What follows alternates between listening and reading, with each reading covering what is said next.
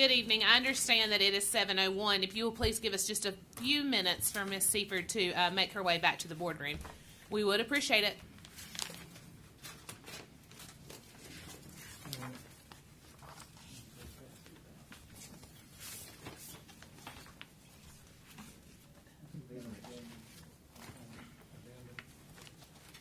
And I'll give you the instructions on. Okay.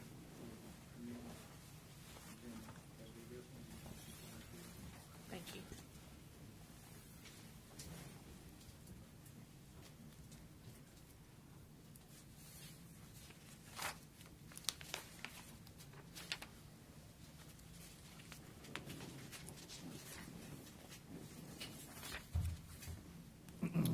Would you like that placed We're gonna have two of them. Mayor. 13A and 13B? That'll be fine. My wife had been getting stimulus checks. Mm-hmm. I got this one. She'll get it. She's letting you hold it at this time, Tony. I had to drag it out of her. Did we ever get the stimulus checks? That's the fifth time I asked her. She said, yeah. That's why I didn't see it. That was long gone, bud. Mayor, we can go ahead. I Okay. can tell you what the. Okay. All right, at this time, we will call the meeting to order. We want to welcome everybody that may be viewing. We have limited number here tonight. I will let you know that Mr. Stewart is not here due to a death in his family.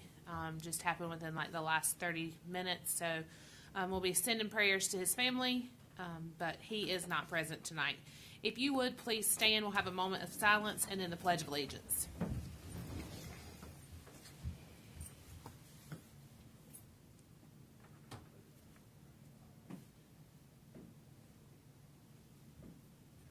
I pledge allegiance to the flag of the United States of America and to the republic for which it stands, one nation, under God, indivisible, with liberty and justice for all.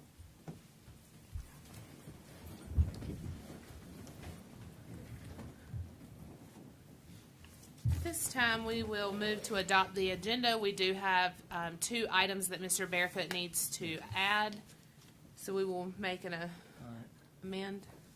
Mayor, Mayor, and members of the board, the first item would be consideration of an audit contract amendment.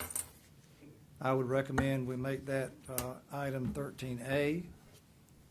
And the second one would be consider a budget amendment and authorization to purchase property. And that would be in regard to a lift station on North Chapel, and I would ask that be 13B. Otherwise, the agenda is in order. All right. We will add 13A and we will add 13B. I'll make a motion, we accept the agenda as. All those in favor? Aye. We will now move to citizens' comments. Mr. Barefoot. I have one written comment that was submitted to me this morning. It's from Nadine Cherry, 410 West Garden Street. As I am writing the minutes from the January 11, 2021 meeting that I am presently reading state that there was a total limitation of 10 people there, which included board members, necessary staff, and presenters from the SEPI pavement survey. But that is not the truth. You did not count Ron Miller, Public Works Director, who was also in attendance. So in all actuality, there was a total of 13 people there, 3 or more than what you, Mr. Barefoot, says that Governor Cooper allows. Which is it? You shouldn't have it both ways. If you don't mind, she asked a question, I'd like to answer it. Absolutely.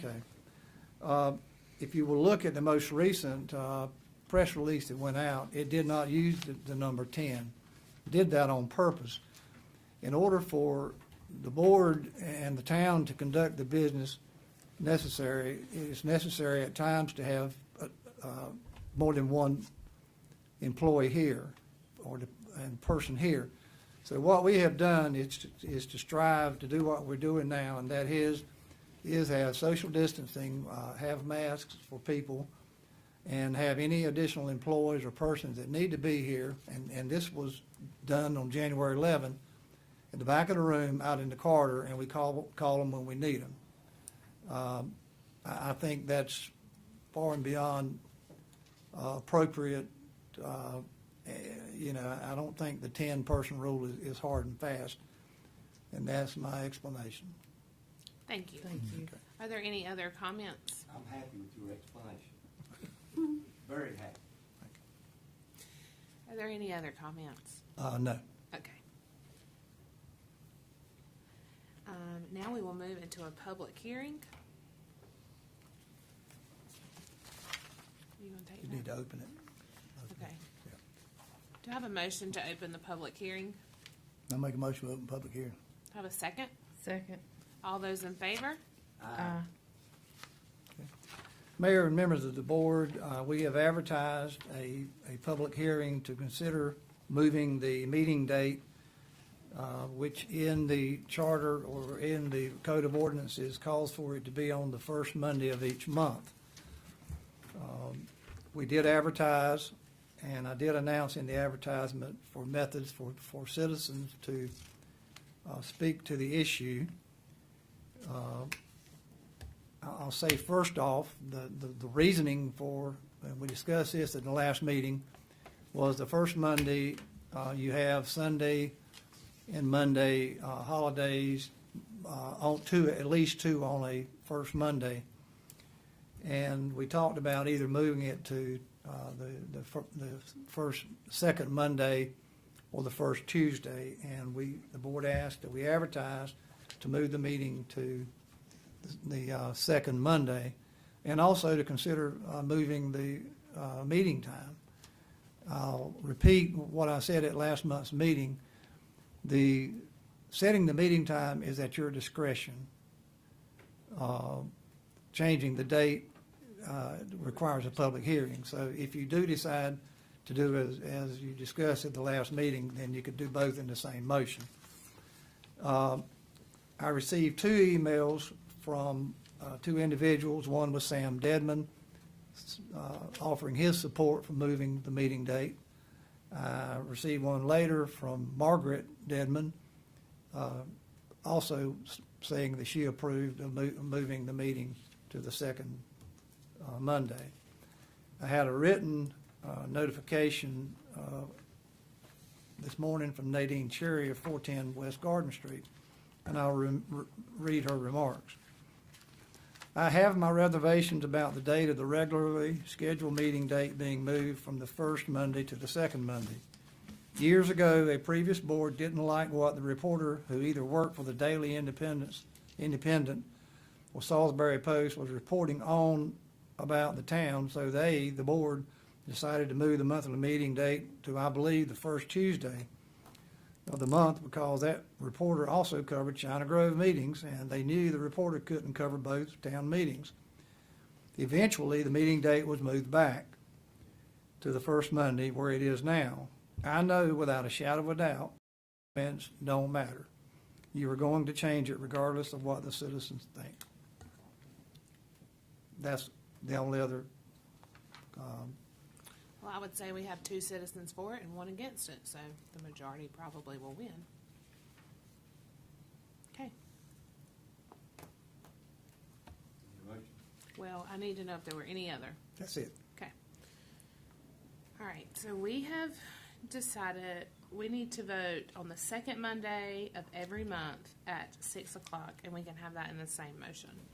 Do you need to close the public hearing? Not yet. Okay. Well, we have to vote on it. Close the public hearing. Close the public hearing. We don't want to vote on it during the hearing?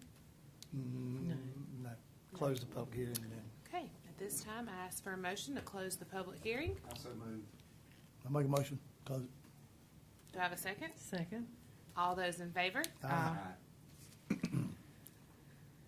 Okay. Consider the adoption. No, we need to vote. Need to vote on Yeah, moving go the ahead. meeting. I make a motion that we move the board meetings from the first Monday of each month to the second Monday of each month 6 p.m. 6 p.m. at 6 p.m. I second it. All those in favor? Aye. Motion passes. We will move Yep. to number 7 to, That will start next month. that will start March. It would be March 8th, it would be March 8th at 6 o'clock. And we will send out reminders. Okay. It is hot in here.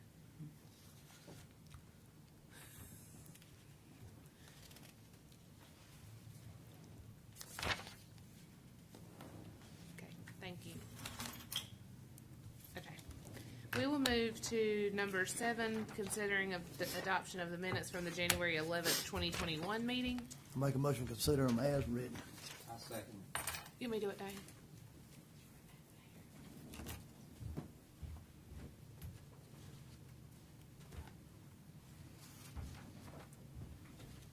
He is blasted. Okay. We made a motion. We have a second. All, Sec- you second. All those in favor? Aye.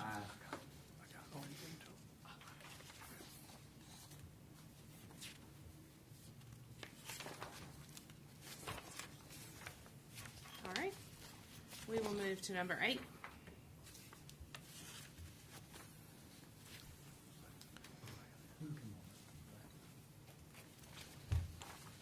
We will ask, Mayor, members of the board, while Director Lachetti is coming to the podium, I can't understand you. I'm sorry. I'll take I'm it off. so sorry. Yeah, that's okay. He can address the issue. It's a resolution adopting a policy for mutual assistance with other law enforcement agencies. The statute actually confers that to the chief of police, and he can give you some more information about the resolution. All right. Excuse me, is 8 and 9 combined? No, No. two different things. Okay, I'm sorry. Yeah, you're right. I'll apologize, Mayor. 8 is comments from Mr. Lachetti and a presentation, Okay. and then he will, we'll discuss the Go into adoption. number 9. I'm sorry. Okay, so let's start with a safety report, and we'll start with number 8 first. All right. Well, good evening. I'm happy to be here. Thanks for having me tonight. It's a pleasure to be here and be able to represent both the police department and Yeah, you're gonna fire take- department. Yeah, Take it off. Just take it All off. right. Yeah. Is that a little bit better? Yes. Okay. Well, let me start over. It's an honor to be here tonight. I'm happy to represent both the police department and fire department for 2 important reasons. One, we want to introduce to the town and the town administration and the board one of our newest officers who've been hired, as well as present an award to several of our firefighters for a call they went on and successfully saved someone's life. So what I'd like to start off with tonight is the presentation of the award for our firefighters. I've asked Todd Biddle and Kevin Johnson to join us. They're actually working on shift today. So they're going to step up here so I can present the award to them, and they're going to present the award to the others who are also on this call. Okay. So if y'all could step forward real quick. And would it be best if they stand in front, or Yes. This side? Yes. I'll stand in front? I'll stay over here so everyone can hear me. So this award is the Life-Saving Award. It includes a certificate and a letter of commendation. I'm going to start by reading the citation for the award. The Landis Fire Department believes in recognizing its members for their actions and outstanding efforts in service to the community. In keeping with this belief, the town of Landis and the Landis Fire Department would like to recognize Lieutenant Kevin Johnson, Lieutenant Clarence Cook, Engineer Todd Biddle, Firefighter Tyler Haynes, Firefighter Kevin Reddish, and Firefighter Rodney Wilhoit for their outstanding efforts and actions that occurred on January 16th, 2021. On Saturday, January 16th, 2021, at approximately 8:33 p.m., the Landis Fire Department responded to a medical assistance call in reference to a person who is unconscious and unresponsive. Upon arrival, the above-listed members of the Landis Fire Department located a male patient lying on the floor of the residence. The members of the Landis Fire Department conducted a patient assessment and administered life-saving interventions. Working with Rowan County EMS, the members of the Landis Fire Department performed and assisted in the administration of CPR for over 30 minutes. Through their skill and dedication, the patient regained spontaneous circulation and was transported to the hospital by EMS for additional treatment and evaluation. The actions of the Landis Fire Department ultimately resulted in a quick response time to the patient, full patient assessment, and successful CPR administration. The members of the Landis Fire Department exhibited exceptional acts of humanity while being directly responsible for saving a human life. This extraordinary performance of duty is in keeping with the highest traditions of the fire service and reflects great credit onto them, the Landis Fire Department, and the entire firefighting profession. Awarded this first day of February 2021. I'm going to present Lieutenant Kevin Johnson and Engineer Todd Biddle with their awards, and they'll also accept those on behalf of the other members who couldn't be here this evening.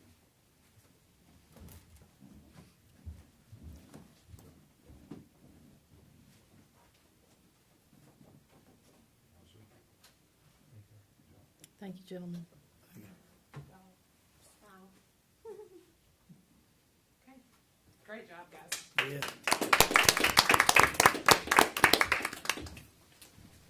And also tonight, I'd like to welcome our newest hire, our police officer, Dakota Toms.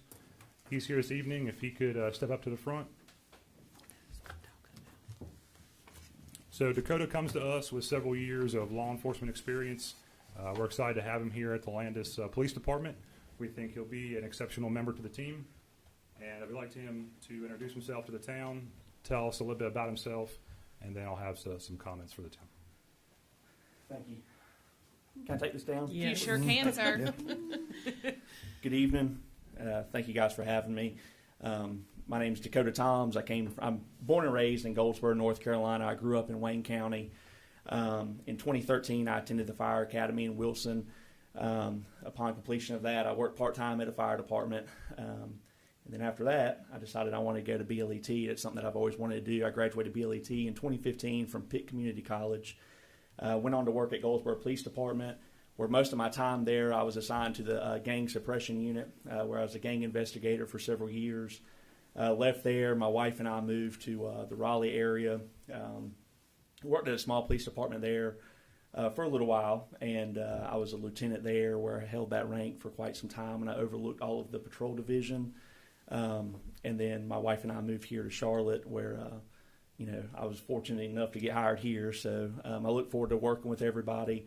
I intend on completing my degree this year, and I just look forward to serving the citizens of Landis. And thank you guys for this opportunity. Thank you. We appreciate it. Thank you so Welcome. much. Thank you. Welcome. Thank you. And that kind of leads me to my next point. Officer Tom's hit on. He does come with a lot of experience. As we make this transition towards public safety, having those people who are experienced both in law enforcement and the fire service is going to be what we're looking for. We're fortunate that he comes to us certified in both already. So perhaps, not to put any pressure on him, but maybe our first inaugural public safety officer as we move forward in that direction. But I'm very excited to see what he brings to the town, that experience, and where we can go from there. Thank you so much. Thanks. All right, so now we will move to number 9. And you want me to talk about that? I would like Yeah, for go you. I would like for you to go in details Okay. about mutual aid All right. and Well, what it means to the town of Landis to have. absolutely. So what you have before you tonight is a resolution that's been drafted. This is more of a formality, to be honest with you. We have, as practice as a profession in both the fire service and police service, engaged in mutual aid throughout our existence. We can't operate without the help of our neighbors. Likewise, they rely on us for assistance as well. And this resolution tonight is speaking specifically to law enforcement mutual aid. So there are general statutes in North Carolina that regulate mutual aid assistance between law enforcement agencies. One of those parts of that statute specifically state that the governing body has to authorize the head of the department, in this case myself or the chief of police, to be able to enter into those agreements. We have had those agreements before. We rely on them heavily for officer safety and for the function of our duties, especially with our neighbors here in China Grove, Kannapolis, the sheriff's office, especially when we have officers working oftentimes by themselves or alone at night or on the weekends. Those mutual aid agreements are very important. This is just kind of solidifying that authority to allow the police chief to engage in those mutual aid agreements, which are completely governed by statute and dictate how we enter into those agreements and what the responsibility for each agency is when they participate. This is likewise common in the fire service. where we engage in mutual aid on responding to calls, them helping us helping them. It's that partnership to make sure we have the best service for our citizens in the town of Landis. All right. We appreciate you explaining that. Are there any questions?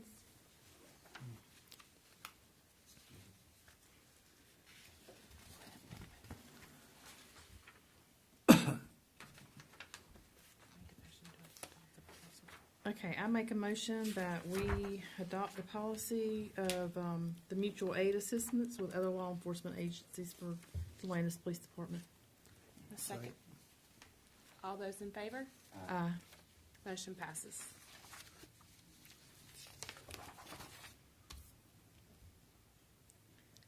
All right, now we will move to number 10, and Mr. Barefoot will take that. Mayor, Mayor and members of the board, you have before you my recommendation to rescind authorization given in a resolution that the previous board adopted on November 20 of 2019. I found the document and some of the material in and around the manager's desk. And in reviewing the resolution and actually studying the statute which it was based upon, and that is included in your package as well, which is General Statute 20-187.2, which deals with the authority for the board or governing board to award a sidearm to a retiring officer or the family of an officer killed in action. And in looking at what was adopted at that November meeting, the language mentioned, instead of saying the statute calls specifically for, the wording is primary service sidearm, and what was put in the resolution was weapons, meaning that they could be given multiple weapons, and that is in stark contrast to or far exceeds the authority contained in the legislation. There was also language that spoke to qualifying that if a retiring officer had 5 years of creditable service with the town of Landis, they could get. They have to pay based on the value of the weapon, and that can be decreased by 25% for 5 years of creditable service. And then the third aspect of it, which really concerns me now, because within the next few weeks or months, we're going to be bringing in new sidearms for our officers, and we have to dispose. This would allow a private negotiation between the manager and the officer to get their weapon, and that's just not in the statute. I consulted. I was familiar with doing this back in Sanford many years ago, and I consulted the attorney there. She talked with some folks and talked to some folks at the Institute or the School of Government, and the statute does not allow that. What typically needs to be done is you trade the old weapon in to a dealer or sell it to a dealer, and then the officer can go to the dealer and negotiate a price with them. But it should not be coming from us.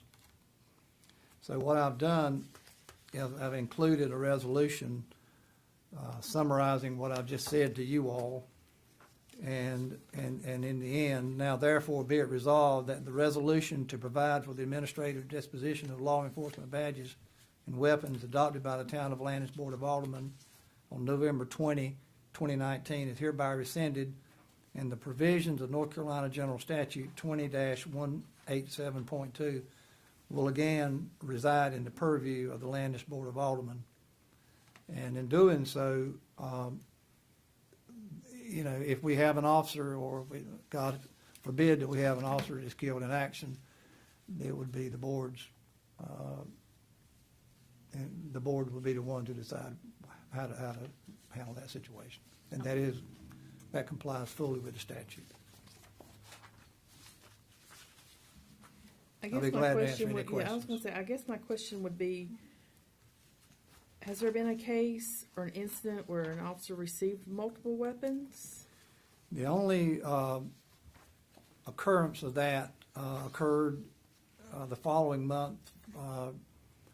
The resolution was approved on November 20th, and on December 31st, the board did award 3 weapons to Well, the board retiring. did- Pardon? Did the board award them? Well, the manager, excuse me, with the authority given the manager, awarded. Mr. Barefoot, I'd like to interject at this point. I think that one of the things that we need to understand and keep in mind is that we're named the defendant in an ongoing civil lawsuit. I understand Mr. Barefoot's attempted to respond to legitimate questions as asked by the board. However, out of an abundance of caution, I think we should exercise some discretion.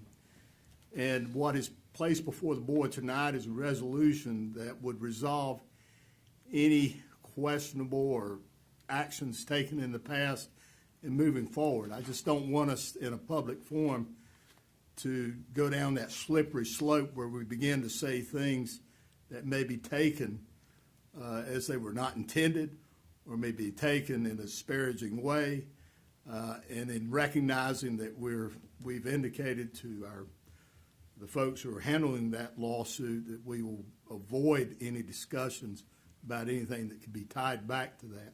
This is not to say that this is or it isn't, but just focusing on any acts that may have been taken, I have some concern about that. Should I answer the question? I Yes or no? would suggest you not. No, Just leave it at that. okay. Okay. All right. Okay. All right, let's make a motion. Well, I make a motion that we rescind the authorization of the award and sidearms and take the resolution that Mr. Barefoot has presented to us tonight and move forward. Have a second? Second. Any questions? Any discussion? All those in favor? Motion passes. We will now move to number 11, surplus. Okay. Mayor and members of the board, just for information, I know I've been asked, the recently approved, the items recently approved for surplus, with the exception of the generator, have now been placed on gov.com with an auction period of 14 days. Did take some time to find titles and try to get some idea of what minimum bids needed to be, et cetera. It's my understanding that the generator, we've had somebody evaluate the generator, and we'll put it on the website probably within the next 48 hours. But I also learned while doing some research on the issue of surplusing, the previous Board of Aldermen adopted a resolution on October 7 of 2019, which delegates authority under North Carolina Statute 160A-266 to the town manager, and I've attached a copy of that resolution. It is a fairly common practice in North Carolina. I had the authority in other jobs that I have held. It eliminates the need for the board to have to act on each and every item under $30,000 that needs to be declared surplus or disposed of if deemed worthless. The resolution requires that detailed records be kept for transaction. I'm comfortable with operating under that resolution so long as the board is agreeable to the following arrangement while I'm here. On items of significance such as the electric motorcycle that I'm about to discuss with you, I'll seek input from the board before proceeding with the disposal. And upon disposal of all items, the board will be provided with relevant information regarding the disposition, and it's my recommendation that we give this process a chance. The board, at its discretion, can rescind the policy at any time. So basically, what I'm asking you for, I want you to be aware that I already have the ability to do so. Because that resolution was not unique to the previous manager. It's unique to every manager going forward until it's rescinded. And so, letting you know that that is in place, if you want to change it, you have the authority to change it. But I'm suggesting that we continue to do it, but with the clear understanding that I think the board, I think the $28,000, whatever's going to be sold, you ought to know about it in advance. I agree with that. So, Any discussion on that? now, having said that, I'm putting you on notice that I do plan to, well, let me just remind you that there is a electric motorcycle that was purchased in 2018 for use at the Wilderness Park. It's my understanding it was bought by the police department. It is not being used. It's my understanding that it just didn't do wasn't very good tool to be used around the stumps and the roads and everything around Wilderness Park, and it's been under lock and key for some time. We do pay insurance on it. $640 is that's the one that really caught my eye when I was looking over some information on insurance. And it was $10,500 when it was new. I don't know what it's worth, but Woodman of the World, I think paid, I don't think it cost the police department anything. They had some money left over from something that they was gonna buy, and they were allowed to take that, and Woodman of the World paid the rest of it. Woodman of the World came in, they all made a presentation, but I don't think it should have been bought when it was bought. I was against it, but I was overruled. well, I'll be glad to reach out to the Woodmen of the World and find out if they're okay. What we plan to do is dispose of it and use that revenue to purchase other police equipment that we need. But I will reach out to them.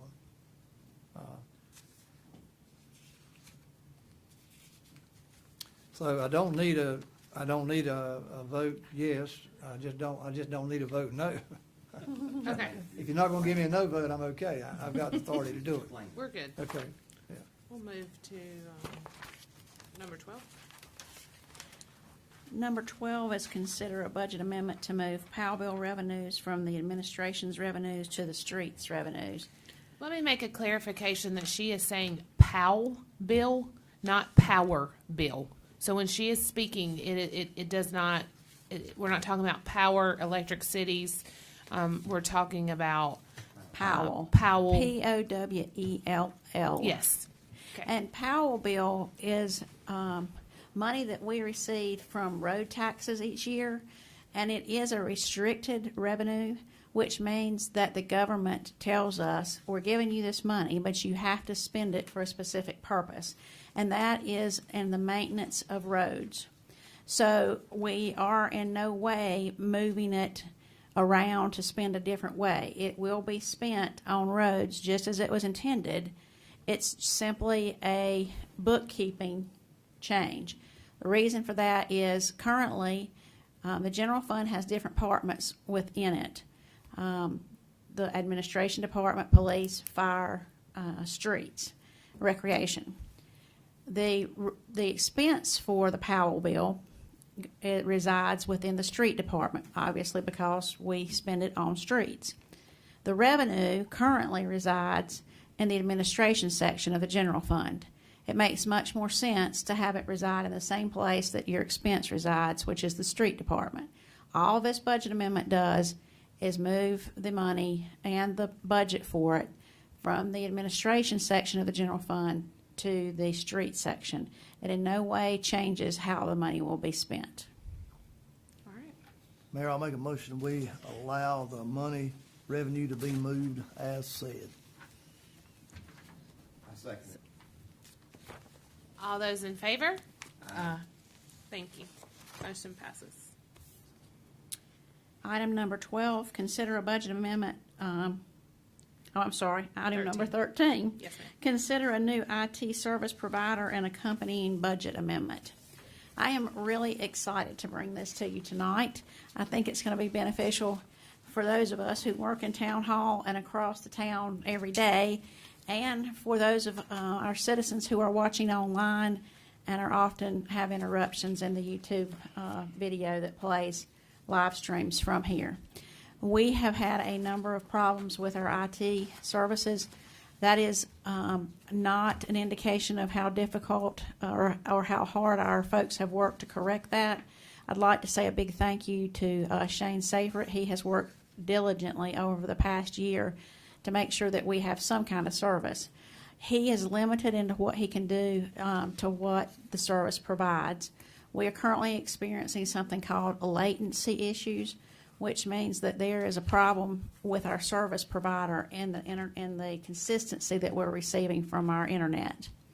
So we've been doing some research on how to best correct that. In doing that, we found out from the League of Municipalities that they work with a company called VC3. And VC3 is who they recommend for small towns to help with their technology needs. I've been talking with them over the past couple of months, and they have given us a proposal to come in and work with our IT system, get us on with a new provider for our internet services. They will take over our telephone issues, which will allow us to have a more appropriate level of phone service for the services that we provide. Right now, if someone calls in and all of our people are on the phone with someone else, it just rings and people think no one's here. This will allow us to set up a waiting queue. If everyone's busy, people will be able to wait to pay their bill or ask their question. It will allow us, hopefully in the evenings, to have a phone, if someone is out of service, transferred directly to the on-call person. And I really think we'll see a huge improvement in what we're currently receiving. In addition to that, we will no longer be responsible for maintaining our computers and any of our IT services like our phones. Those won't be property of the town any longer. We'll move to this company, and it's not even a lease, it's considered a rental, so that the assets stay on their books. We're not responsible for depreciating them, nor are we responsible for saving an appropriate amount each month to replace them when that time comes. We will be on a replacement cycle with this company. When the computers age out or get to a point that they should be replaced, they come in and replace them for the cost that's built in each month to us to provide the service. They also will provide if we have any kind of issues with service. Let's say we move to another internet provider and we have a problem with our internet. We don't have to call that provider. We call these people who have a lot more clout with this provider because they deal with multiple towns across North Carolina. They will then get in touch with that service and make sure that we get the service that we need. So I am really excited to be able to give Shane back to the business of policing and doing his work over at the police department, his detective work, and to be able to work with this company to get us to the level that we need to be. Currently, we often have our phones drop during the middle of a conversation, and that's embarrassing to everyone. And so we're excited to have consistent phone service, and to do that, it is going to take a little bit of money up front to get started. We've been able to receive some sales tax revenue that's come in from previous administrations that did not file for sales tax reimbursements, and we've gotten that money in. That, along with some higher revenues in a couple places, is going to enable us with this budget amendment to be able to fund that, and we would really like for you to approve that. So that's the motion before you, or the item before you is to approve that budget amendment so we can move forward with that contract. Are there any questions at this How time? much is the upfront fee? The upfront fee is, I think, about $9,000 or $10,000. That helps us get where we need to be from a computer standpoint. They'll come in and assess our computers and bring us all new phones and computers, that type thing. That's reasonable. I think so. Yeah, it's in that packet. Approximately, how much money do we get in the sales tax refunds? Sales tax refunds in all, I'll be honest with you, I think we're about $48,000 across the board. And would you explain to the board what that is? When sometimes people are confused and think that the town is tax exempt. The town is not tax exempt. We don't have to file income taxes like people do, nor do we have to, but we do have to pay sales tax. So if we go and we buy a product from wherever, it has sales tax on it. We pay that sales tax, but then at the end, at certain times during the year, we are allowed to file to get that sales tax back. So while we're not tax exempt, we do recoup the cost of that sales tax. And for several years, that was not done. So we went, Pam, with the help of Pam Dubois, we went back the number of years that the state allows you to go back. And we got part of that money back last year, but we have received an additional amount this year for the work that she did to be able to help us find that money and get it back. That's so awesome. I'll make them, anybody else?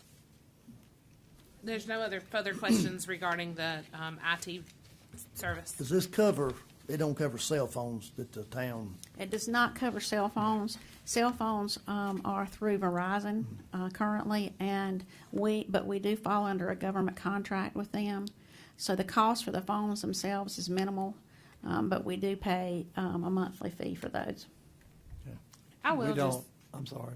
no, you're good. Go ahead. I was gonna say, I don't, I've come to the point that, if I'm gonna be on even like Zoom or a conference call with somebody, I just do it from my cell phone, because you cannot, you It's cannot trust awful.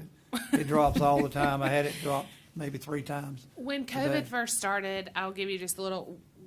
We really didn't know what Zoom even meant, and I mean, I'm 35, so I never had even heard of it. And we would go in there, and Leonard and myself would sit down, and we would get on with the county or whoever, and within 2 minutes we were off, and then we'd be back on, and we were like, okay. So then we would go outside on our cell phones and have to separate and kind of look at each other like, what you good with this? Because it would just knock us off. So I do get phone calls very frequently about the phone lines. I will call Diane on her cell phone and be like, is everything okay? Because I have people call and they say, no one's answering the phone at town hall. Are you closed? It's not that they're closed. There's just no rollover line. There's no voicemail that picks up and says, hey, this is the town of Landis. All the lines are busy. Can you please hold? There's nothing. So I think that this would be something huge for us moving forward. And so I definitely am for it if we can get a motion. all the numbers will stay the same, right? Old Yes, numbers, okay. yes, All right, all right, absolutely, yeah, okay. absolutely. Like you said, it didn't have anything to do with cell phones, did you? We're Well, talking but it'll numbers to lead to- town hall, yes, different yeah, things yeah, like yeah. that. Yes, and it will also allow us, our police have computers that are hooked into their vehicles that they use. Those are also included. So it will take care of a lot of needs around town that will eliminate us having to be Purchasing. purchasing things that we don't know enough about to do. I like Yeah. it. So, All right, well, I'll make a motion that we accept the new IT service provider and along with the company budget amendment. Second. Any discussion? All those in favor? okay, so the next item is, 1380. This would be the one we already have, just because you weren't in here. oh, yes, I had gone to get Leonard, or Yes. Mr. Barefoot's thing. The first one's you. Okay, yeah, do you have a copy of that? Do you have the one for me? I thought you had it memorized. 13A is dealing with our current contract with our auditor. And I hate to have to bring this to you. It, quite honestly, is a little embarrassing. But there is an amendment to the current audit contract for consideration. As you know, we went with a new auditor this year, Ann Craven, CPA, PLLC. And in her original contract, she agreed to deliver to us a finished product by January 31st, 2020. The that product would include submitting our audit to the local government commission, and then also having it to us by that date. Not a draft, but the finalized version. Unfortunately, to date, we have not received even a draft. So she reached out and asked if we would amend her contract. And I found out Friday afternoon after we had called numerous times to check on the progress and where we were, and I was told the middle of the month that I should stop worrying, we would have this in plenty of time. And Friday afternoon at 3:30, I got a call saying, "Can you and Pam work this weekend? And we can get it done if you do."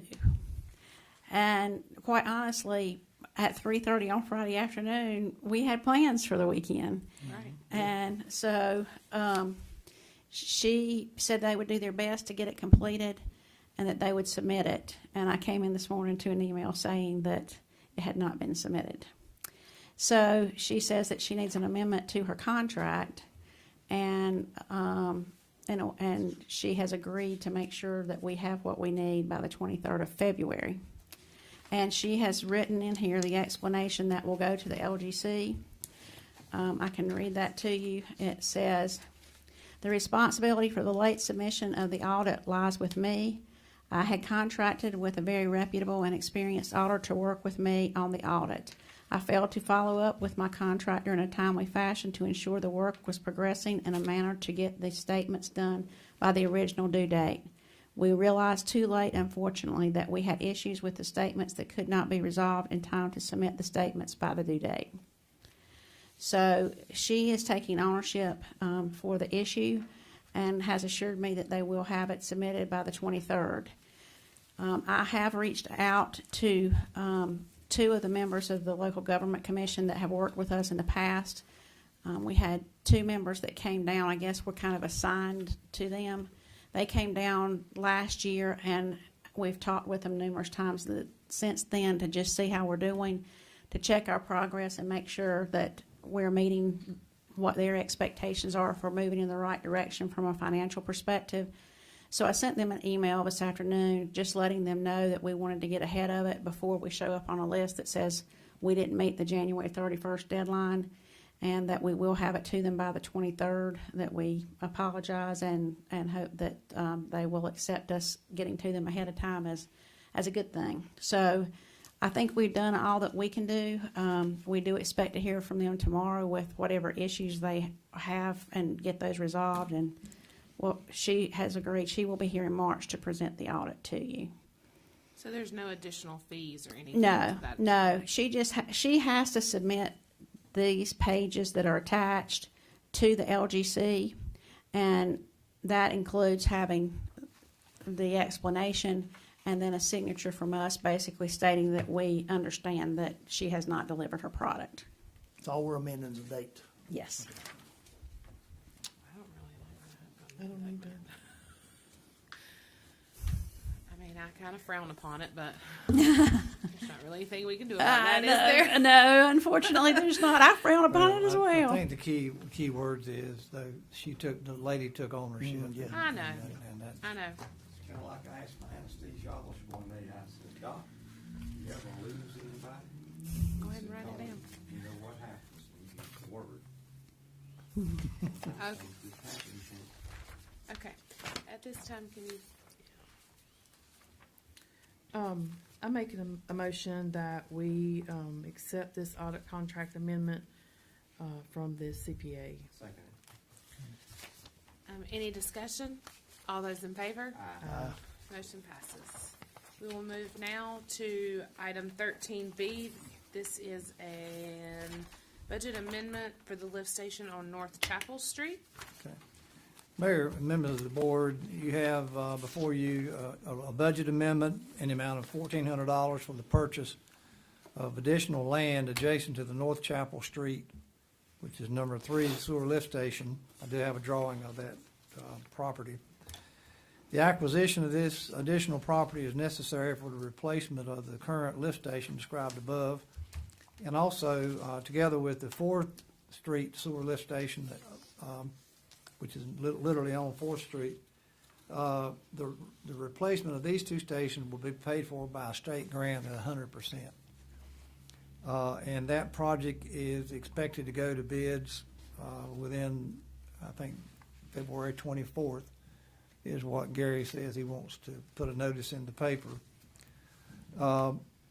The property must be in our possession prior to the award of bids, so we do have some time with that. We negotiated offer to purchase with the property owner, and that is the $1,400. And we did remove a tree that was within a power line beside of his house for him as part of the consideration. There is a surveyor, engineer has a surveyor. He'll get the document to our attorney, who'll draw the deed, and we'll get it done before we can award the contract. All right. But I would recommend that you approve the budget amendment and authorization to purchase the property.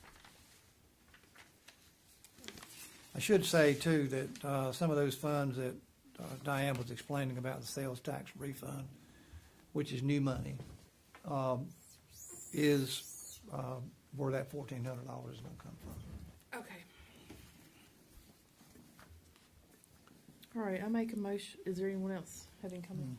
All right, I make a motion that we accept the budget amendment and the authorization to purchase of the additional land adjacent to the North Chapel Street lift station. Second. All those in wait. Second. Any discussion? All those in favor? We will now move to the financial report from Ms. Seaford. So last month, I promised you that we would have an update halfway through the year. So these statements that you're looking at here are as of December 31st. That gets you 6 months of activity. We'll use these numbers as well when we start looking at our budget. So it'll allow us to have a good starting point. I think we're in great shape, much better than I thought it could be, quite honestly, at this point. With so many variables, we just didn't know how things were going to come in. So I am really pleased. The revenues look very healthy. For the general fund in particular, we are at 61% for the year. That percentage can be a little bit deceiving because that's driven primarily by property tax and sales tax revenue that comes back to us from the state. That's not to be confused with what we just talked about. It's different than that, but it is something that it's a local sales tax that we get a portion of. So when you go buy your groceries or anything that you do within the town of Landis, we get a portion of that sales tax back here. That particular revenue falls 3 months in arrears, so we have not gotten a lot of that for this year yet. We're only 3 months in. So that number's low, while our property tax is high right now because we've been through where people take advantage of getting a little bit of a discount if they pay at the very beginning. And then, as you know, sales or property taxes were due in January. We have not received January's numbers yet, but that's typically when you see the highest portions of your property tax come in. So I think those two kind of offset each other. And while I don't think we're really 11% higher than we will be at the end of the year, I think we are in a really good place from a general fund perspective. The local sales tax has been much better than we anticipated it being. So I think as those numbers roll in, it will hold and we'll be in a good place. The general fund is also doing well from an expense perspective at just over 5% spent for the year. Departments are all doing well at responsible spending. We have paid most of our debt, and that's 14% of our general fund expense. So that actually inflates that number a little bit, and we are in good shape there. At the end of December, revenues are exceeding expenditures by $325,504.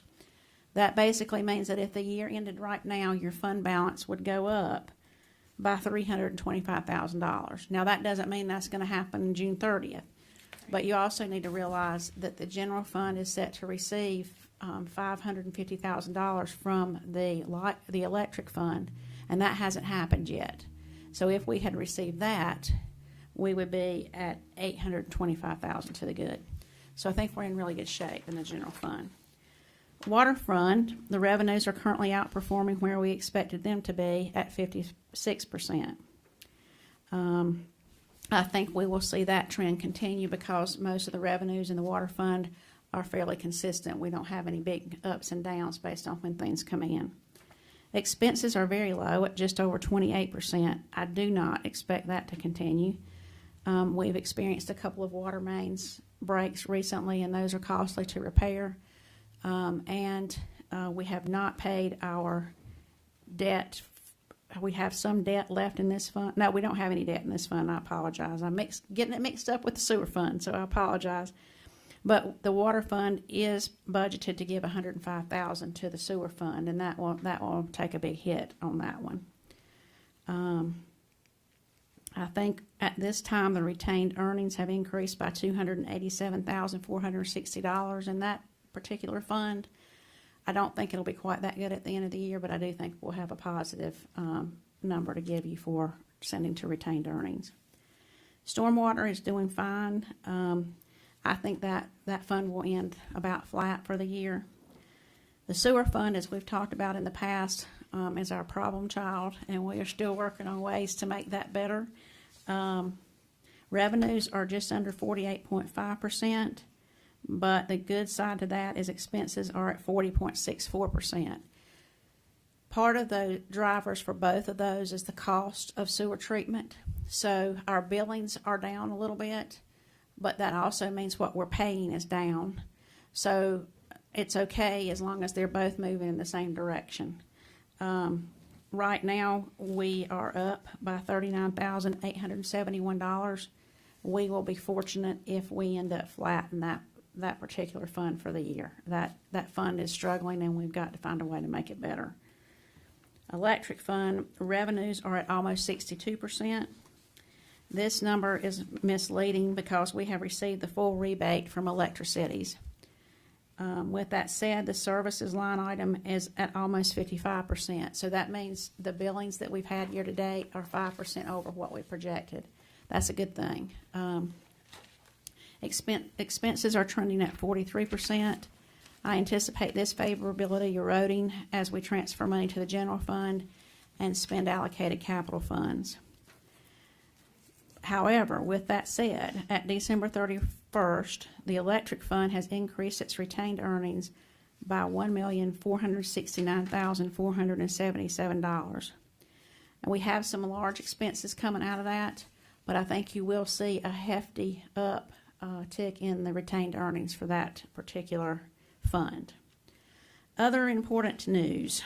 Just wanted to say we've had Rebecca Powell on board now for about a month. Hopefully many of our citizens have had an opportunity to work with her.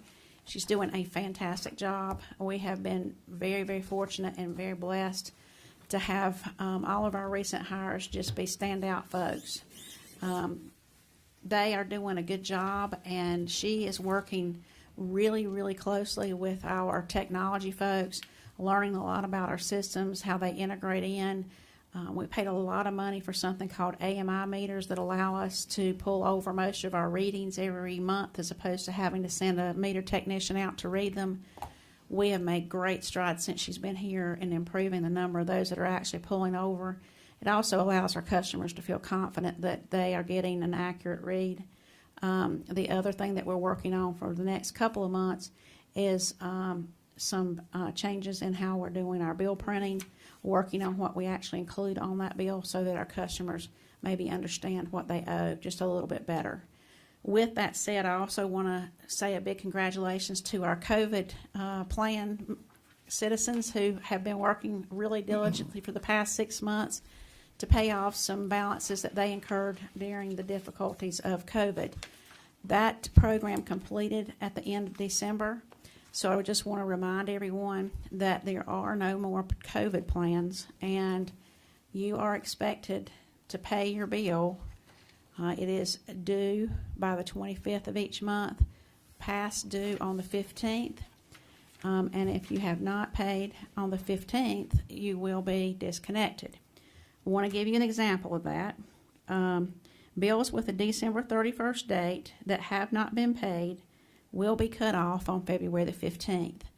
There is a listing of the cutoff dates for the remainder of the year in the current and on the website. So please make sure you take a look at that, and you're not confused as to when the cutoff will happen, because we are working diligently to make sure we're consistent in how that works. And as always, thanks for letting me be part of the team. We're excited about the direction we're moving. Any Thank you, questions? Dan. I do not have any questions. I appreciate your report. We thank you for all your hard work. Oh, I did want to tell you one more thing. The last page in your report is a schedule of cash balances. And that basically just tells you the money that we have available in the bank or at the North Carolina Cash Management Trust. At the end of December, we had $5,692,524.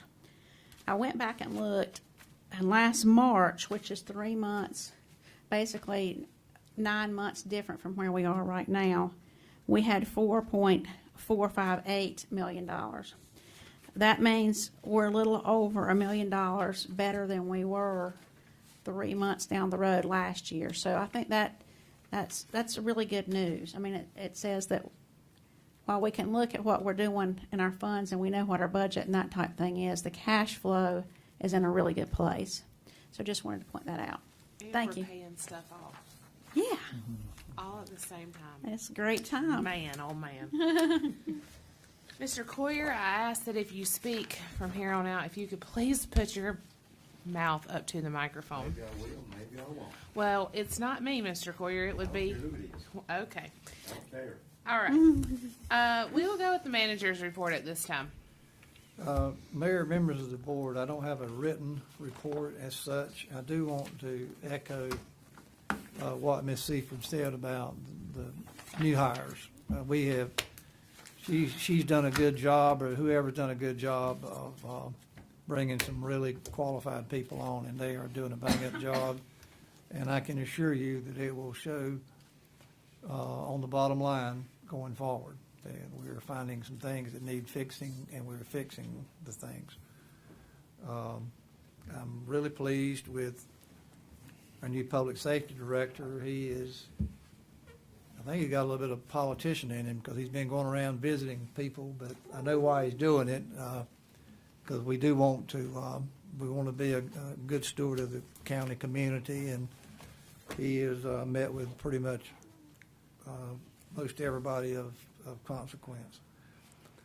I do only do Facebook for the purpose of looking at great nephews and nieces and babies and things of that. And for God's sake, I don't get on Facebook and say anything.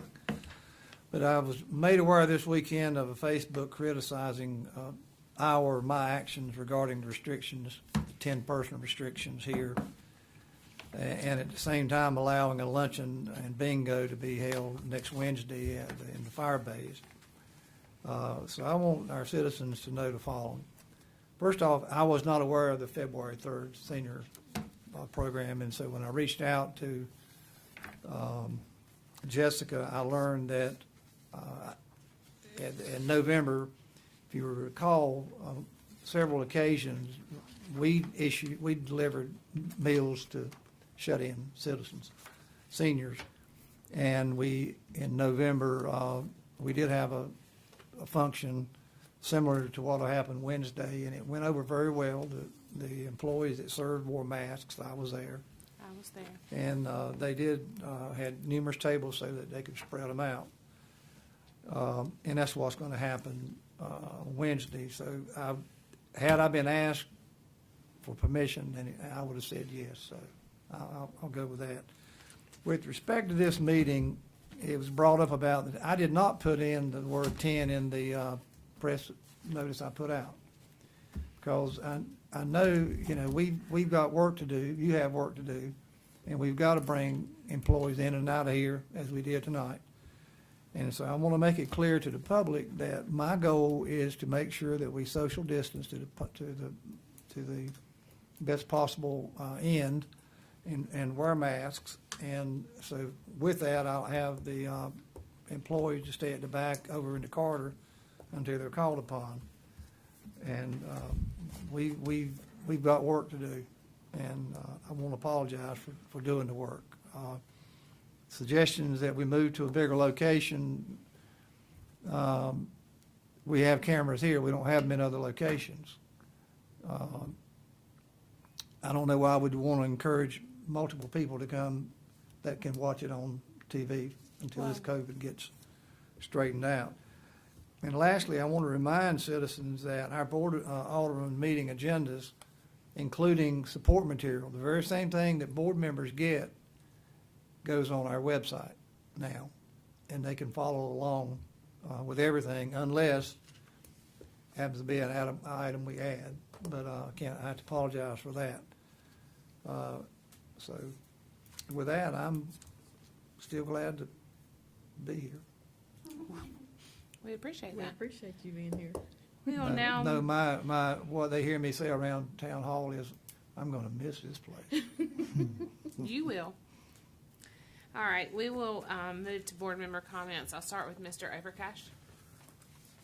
I'd like to give a shout out to some of the water and sewer guys, Mr. Melvin Butler and Chris.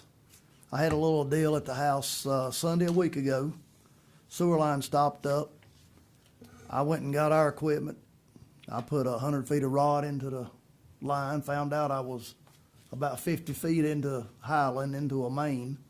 So when I realized that, I called Ron, told Ron where I was at and what I had done. He sent those guys over, had them back home before the football game come on. So they wasn't too awful mad. But I just want to tell everybody to thank these guys when you see them out during the week for what they do during the week, what they do on Saturdays and Sundays. That's right. That a lot of people don't see, don't know, don't realize. You see the policemen and the firemen out, you know what they out doing. You don't see the water and sewer guys and the fire guys out a lot. But I just want to give a shout out to Mr. Butler and Chris. They done a good job, and it was quick. And got all my problems solved, and I appreciate it. Mr. Coyer? You know, we got a lot of people just seem like they can't find anything except bad things to say about things. If they only had any idea what a mess this town was in, I'm speaking right into it. I know. That Diane and Mr. Barefoot and other staff people straightened out, and Mr. Locklear, it's just ignorance on their part that they don't understand what bad shape this town was in and where we are now. If they could listen to these figures that's been put out, they ought to understand. And these little petty things that people keep bringing up, need to get a life. Is that all you got for us today? That's it. Thank I'll you for your. Well, that didn't need a second, but we appreciate that too. We'll move on over to Miss Sales at this time. I would like to see next month Passive Park be put on the agenda. I think it's time that this board, we're into a new year. We're still fairly young as a new board, and I'd like to see us move Passive Park, get some work done over there, start moving things along. I have reached out to the Mr. and Mrs. Lynn's daughters. I have not heard back from them, but I do think that this would be a great asset to our community. And I'll second that. Okay, I can do that. Okay. Is that all you have? Yep. For right now, I'm out. I'll make a motion with adjourn. Oh, you ain't through talking. I'm sorry. Adjourn anyway. You think you're going to steal my thunder? All right, at this time, I just want to thank everyone for viewing tonight. We do have a pretty awesome public works department. The other night I went out to take the dog, and a good friend of mine was over helping a neighbor, and he was like, I don't think this is me. I think I need some help. So I called Mr. Ron, and Ron said, they'll be out there in a minute. Just like Daryl's deal, it was all over within like 20, 30 minutes. The guys were great. Coming out on a Sunday evening. So we appreciate that. We appreciate our fire and our police department. I know right now is not the most popular time to be a part of those departments, but we do greatly appreciate it. We appreciate our town hall staff. It's not always easy. I think that the walk-up window has been a great add-on to the COVID restrictions that we have and keeping people safe within town hall. And so I want to say thank you for that. And that's all from me, but Mr. Barefoot still has something he would like to say. Yes, Mayor and members of the board, I I spoke with some of you briefly before the meeting about the need to recess the meeting so we can talk about and give you all copies of the applications for the town manager position. With Mr. Stewart not being here, I think we talked about maybe doing it next week, either on Monday or Wednesday. There's a planning board meeting on Tuesday. And maybe begin at, I believe, 5:45 would work for you, Mayor. What day was that? Either Monday or Wednesday, whichever one y'all, you have a choice. We can't do Monday. Planning board meet. Oh, no, they meet on Tuesday. Wednesday would be better for me. Wednesday, Tony? We're all done. Okay. And I might add, we would need to meet in this room.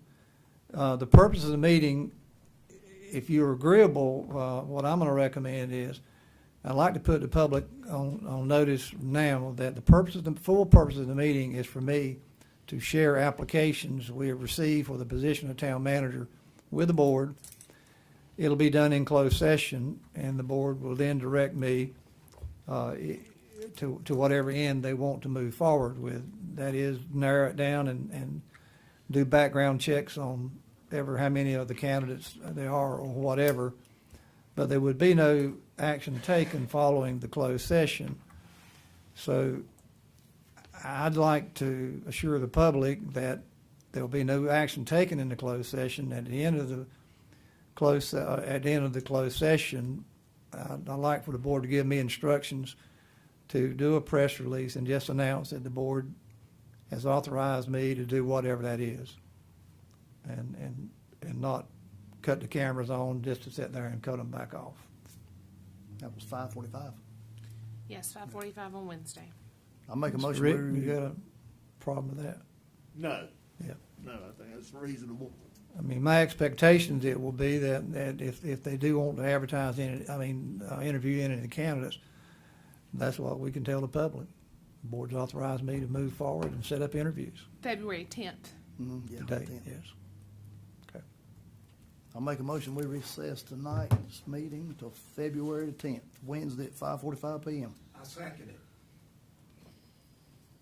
Any discussion?